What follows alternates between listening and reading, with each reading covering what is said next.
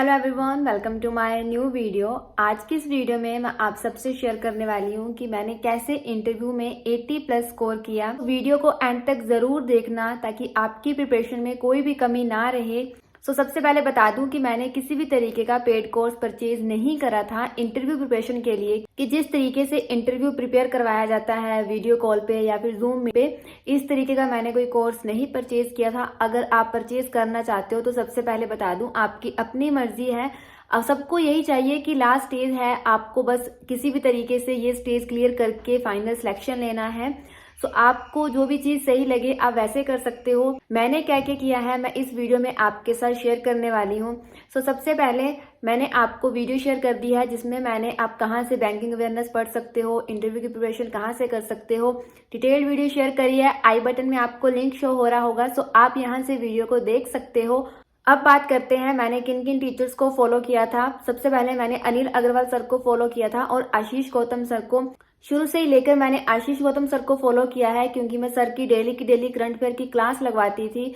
मुझे सर का पढ़ाया काफी हद तक समझ आता था, इसलिए मैंने सर की आगे पेड क्लास ली बैंकिंग अवेयरनेस के लिए, मेंस के लिए। वही आगे पेड क्लास मेरे लिए इंटरव्यू में काम आई। मैंने जो बैंकिंग अवेयरनेस सर की पेड क्लास में पढ़ी थी, मैंने उसके नोट्स बनाए हुए थे और उसी बैंकिंग अवेयरनेस को बार बार रिपीट करके पढ़ती थी। अब बात करते हैं कि हमारी कम्युनिकेशन स्किल अच्छी नहीं है, हमें नहीं पता लगता है किस तरीके से आंसर देना है। सबसे पहले बता दूं, किसी की भी कम्युनिकेशन स्किल अच्छी नहीं होती है। सब बार बार बोल के ही प्रैक्टिस करते हैं। ऐसा नहीं है कि किसी को बहुत अच्छे से बोलना आ रहा है, बहुत अच्छे से एक्सप्लेन करना आ रहा है तो इट मीन उसको शुरू से ही वो चीज आती थी, ऐसा नहीं होता है। सब सीखते हैं, सीखने पे ही आप सीख पाओगे कि कैसे किससे बात करते हैं, कैसे किसी को समझाते हैं।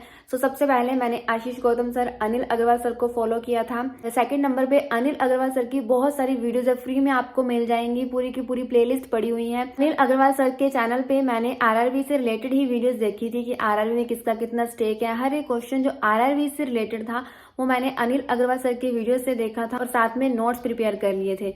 अब बात करते हैं कि आपको इंटरव्यू में कैसे बोलना है, ये सारी प्रैक्टिस आपको कैसे करनी है। पहले तो आप मिरर के आगे बैठ के प्रैक्टिस करो। दिन में 1 या फिर 2 बार आप सामने किसी को बिठा लो, फैमिली मेंबर्स या फिर कोई फ्रेंड अगर आपके साथ वीडियो कॉल पे अगर क्वेश्चन पूछ सकता है, जैसा आपको सही लगे, तो दिन में 1 या 2 बार आप इन क्वेश्चंस की प्रैक्टिस कर लो ताकि सामने वाला बंदा आपसे क्वेश्चन पूछे और आप उसका जवाब दो। पहली बात ये होगी, क्योंकि मिरर में आप बोल के प्रैक्टिस तो कर लोगे बट आपको वहां अपनी कमियां पता नहीं लगेगी। आपको अपने फेस एक्सप्रेशन पता लग जाएंगे, हर एक चीज आपको दिख जाएगी, बट आप में वहां क्या कमियां आ रही हैं, आप किस तरीके से जवाब दे रहे हो, ये चीज आपको खुद से नहीं पता लगेगी। सामने वाला पर्सन ही आपको इन सब चीजों के बारे में बता सकता है। फिर चाहे ये आपके फ्रेंड सर्कल में कोई हो या फिर आपके फैमिली मेंबर में कोई हो, वहां से आप प्रैक्टिस कर सकते हो। इसके अलावा आप मिरर के आगे तो बैठ के डेली की डेली प्रैक्टिस करना ही। आप जब भी सेल्फ इंट्रोडक्शन से स्टार्ट करोगे, आप सारी मिरर के आगे बैठ के प्रैक्टिस करना और जो भी आपसे क्वेश्चन पूछेगा डेली की डेली कोशिश करना कि सेल्फ इंट्रोडक्शन आप डेली की डेली ही प्रैक्टिस करो कि आपको किस तरीके से बोलना है। मोस्ट इंपॉर्टेंट चीज, आपको ऐसे नहीं बोलना है कि जैसे आपने रट्टा मारा हुआ है और बस आप जाके बोल रहे हो। ऐसा नहीं लगना चाहिए कि इसने लर्न किया हुआ है, बस हमें एक लेसन की तरह सुना रहा है। आपको इस तरीके से बताना है कि आप सामने वाले को कुछ समझा रहे हो। अब इसका मतलब ये नहीं है कि आप बहुत ज़्यादा डिटेल्स में बताने लग जाओगे। इतना डिटेल में वो सुनते भी नहीं है क्योंकि उन्होंने बाकी भी क्वेश्चंस पूछने होते हैं। आप कोशिश करना कि टू द पॉइंट ही आंसर दो। और इसके साथ ही आप अपनी सेल्फ इंट्रोडक्शन लिख के रख सकते हो, हॉबी वगैरह की प्रैक्टिस कर लेना। और कुछ जनरल क्वेश्चन होते हैं आपके एरिया से रिलेटेड, अपने एरिया से रिलेटेड जरूर पढ़ के जाना कि वहाँ पे क्या फेमस है। जो मेन क्वेश्चंस आपको पता होंगे, बाकी मैं वीडियो शेयर कर दूंगी एरिया से रिलेटेड, उन क्वेश्चंस को जरूर प्रिपेयर कर लेना। और कुछ जनरल क्वेश्चन होते हैं कि आप इस फील्ड में क्यों आना चाहते हो, मतलब ये मोस्ट कॉमन से क्वेश्चन है। और इसके अलावा जो आपकी क्वालिफिकेशन होती है, उसके बाद आप इस फील्ड को क्यों चूज कर रहे हो, आपकी ये क्वालिफिकेशन इस फील्ड में कैसे हेल्प कर सकती है। इस तरीके के कुछ जनरल क्वेश्चन होते हैं जो आप सबको पढ़ने ही पढ़ने हैं, क्योंकि पता नहीं है कहाँ पे किससे ये क्वेश्चन पूछ लिया जाए। जब मैं फर्स्ट टाइम इंटरव्यू देने गई थी तब मुझसे जनरल क्वेश्चन पूछे गए थे, बट अगली बार मैं प्रैक्टिस करके गई थी तो अगली बार मुझसे एक भी ऐसा क्वेश्चन नहीं पूछा गया था।